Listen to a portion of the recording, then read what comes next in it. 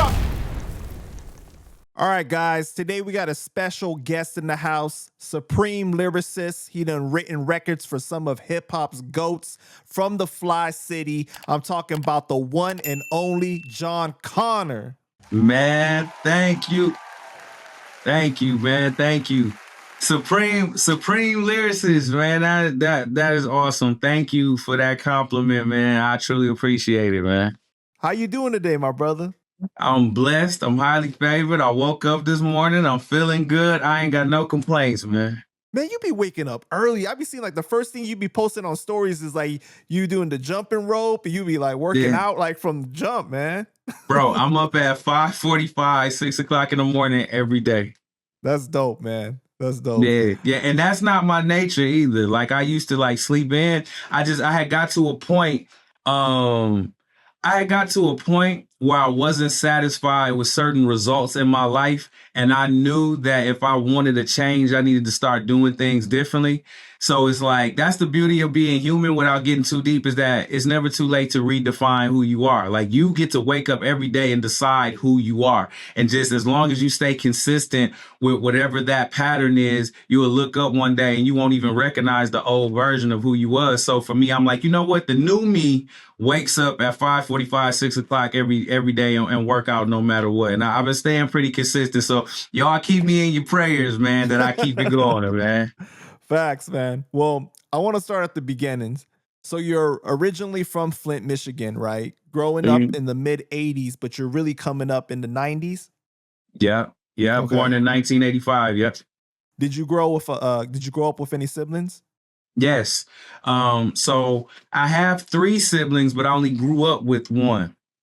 So my mother's daughter, her name is Chantel Edwards. Well, Chantel Patton now because she's married, but that is my heart. She's the reason I fell in love with hip hop.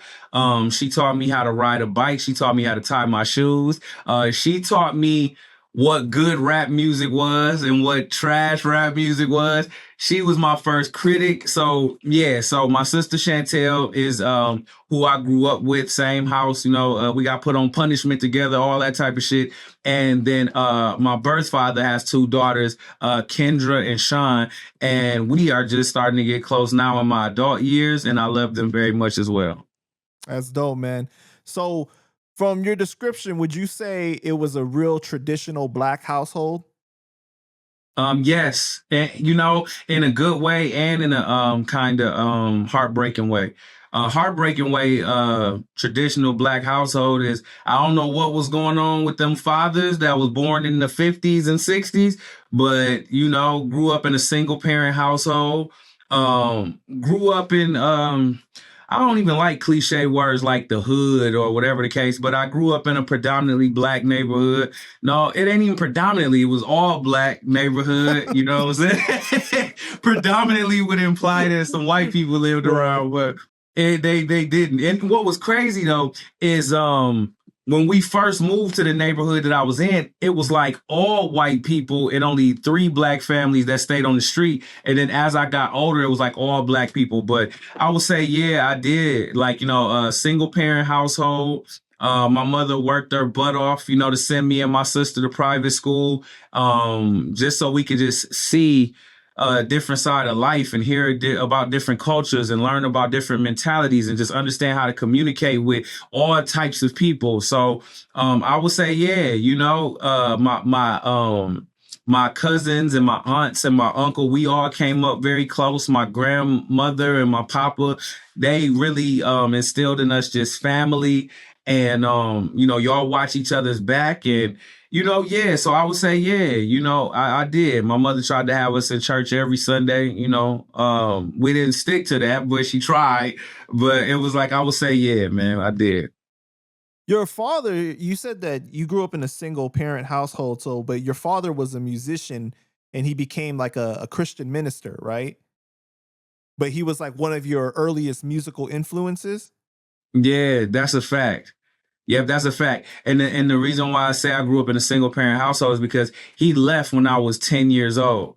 You know what I'm saying? So when I was years too. Yeah, those are very pivotal years. So like when I was a child, I would see him rehearsing with the different bands that he was a part of and all of that type of stuff. And I definitely would say that watching him is what made me initially want to create music for sure.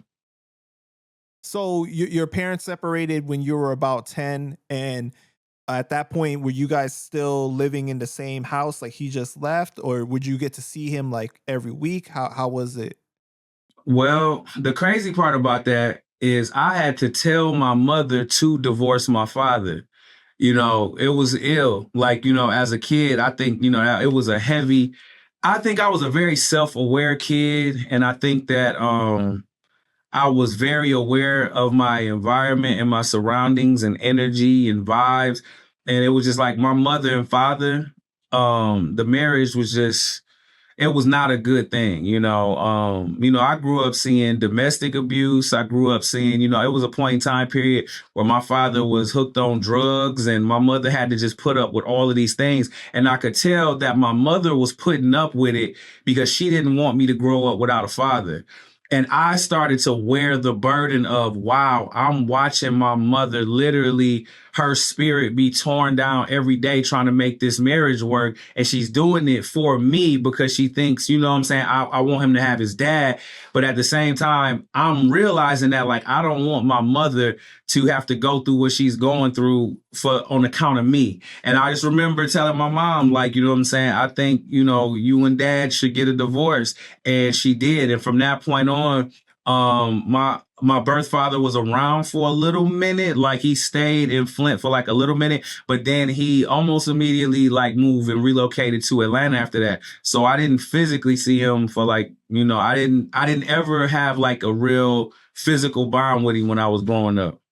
That's tough, bro. So like, I mean, I understand your mom's perspective because obviously she didn't want it to be like another stereotypical type of situation, you know what I Correct. mean? But at the same time, it's like when it's an unhealthy environment like that and you being shaped by those conditions, it's it's worse almost, right? Yeah, and she saw that too. You know, it was like watching them go through that, you know, times where he'd just be gone for weeks on end and months on end, and I'm watching her having to uh try to explain away things, you know, when people ask questions, you know, why he's not there, where he's at, or whatever the case may be. And I'm watching her just take the brunt of this. And for me, I'm going to school, you know what I'm saying? Like, it's hard for me to focus on whatever the spelling test is or the reading assignment is when I go home and I know all of this real shit is going on. You know what I Mhm. mean? And it was kind of like me and my mother was both seeing how it was affecting each other. And for her as a mother, you know, she was trying to fight that good fight. But even as a son, I think I was very intuitive. And I think when I told her that she should divorce my dad, I could literally see the weight get lifted off of her. You know what I'm saying? When that happened. So it was like, when that happened, he moved to Atlanta. And that was that situation. It's crazy because you were saying that how aware you were of like energy and everything like that, and witnessing the weight be lifted off of her obviously was that heavy energy, right? Of having to deal with that. How were you able to process those type of things growing up to that point? Like when you would witness it, like did you have your mom explain things to you, or you were just like doing self reflection? You know what, man? For in the beginning, I think I was kind of lashing out and not like lashing out like I was going to school starting fights because I never been that type of kid, but it was just hard for me to focus like on school. And I was trying to find different escapes to get lost in because I growing up, man, my dad was my first superhero. I thought the world of my birth father. Like I thought he was just the most charming, charismatic, musically gifted. He, you know, whenever he played the guitar, whether it was in church or whether it was at a gig, I watched him transform people's lives and make them happy through this gift of music. So it was like how I dealt with it in the beginning was I needed to find like some type of escape, and I think that's where music came in at. I think that's why I gravitated to music so heavy. Uh, this is funny. This is almost like we about to sit on the therapy couch, but this is good because I like just being real. It's Mhm. like For me, it was like music. If he wasn't gonna be there physically, then at least we could connect through music, and I could still feel like I'm somehow making him proud by doing music. You know what I'm saying?